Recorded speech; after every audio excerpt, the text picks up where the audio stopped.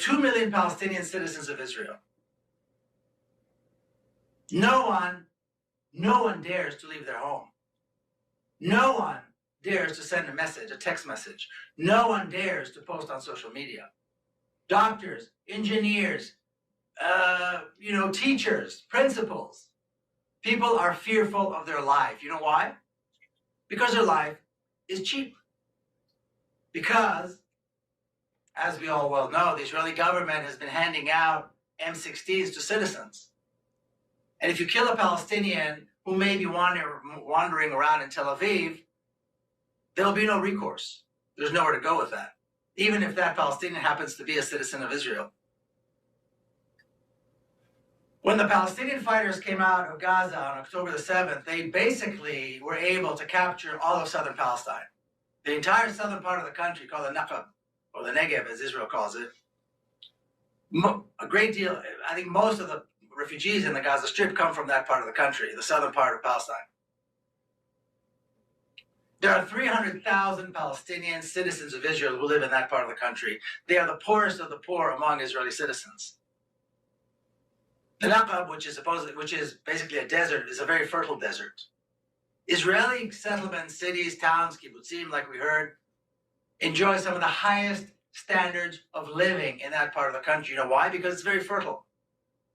And agriculture, of course, is subsidized anyway. If I go back there tomorrow as an Israeli citizen, I can lease a ranch and I can grow anything I possibly want. I will have all the water I want, all the subsidies I want.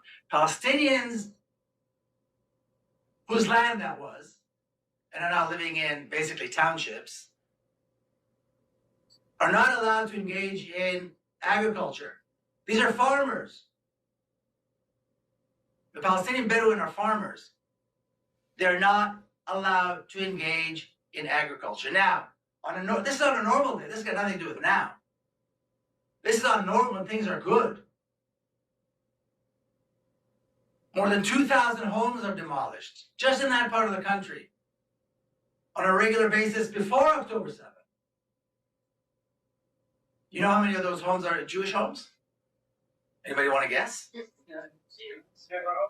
Zero. How could that be? You mean Israeli Jews never break the law? They never build without a permit? I know people who build without a permit. You think the army comes and demolishes their home? No, this is kept only for Palestinians, and these are citizens of Israel. And that's only that part of the country. Another 40,000 home demolition orders, which are now being fast-tracked for the Palestinian citizens of Israel in other parts of the country. That excludes the West Bank, excluding Jerusalem. And that was the good old days. That was before October 7th. Before October 7th, Israel had some 6,000 political prisoners. They doubled that number after October 7th. Every Palestinian friend I have has been arrested. Some were released, some were not. Everybody was beaten and tortured. I just interviewed Issa Amro from Hebron, probably one of the most important, most courageous leaders of Palestinian civil disobedience and unarmed resistance in Palestine.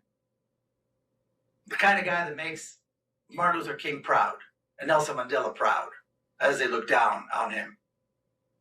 He was beaten, tortured, sexually abused on October the 7th. In Hebron, as in the other cities throughout the West Bank, Palestinians have an hour in the morning and an hour at night to leave their homes. Why? Because the abuse, and I just spoke to Issa the other day, I just interviewed him. The abuse they have seen before October 7th seems like the good old days. He said it's a whole new level of joy that the Israeli soldiers and settlers are expressing now as they catch and beat up and torture Palestinians. A whole new level. Why?